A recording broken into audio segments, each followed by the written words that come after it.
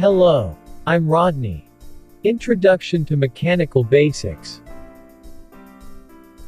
Mechanics is the area of physics concerned with the motions of macroscopic objects. Forces applied to objects result in displacements, or changes of an object's position relative to its environment. You might have seen all around the places, like in industries. Can you imagine that how robot is made? They are made up of various components. Each and every part must appropriately fit. They are battery operated as well. What did you guess? It was me, that I was small and was made.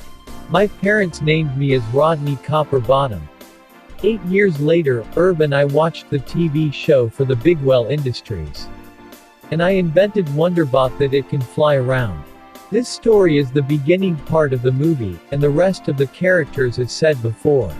Now, in real world, robotics include lots of various fields, like computer engineering, computer science, electronics, mechatronics, mechanical, nanotechnology, and bioengineering. That's just the small basics of mechanical physics. Like, comment, and subscribe now.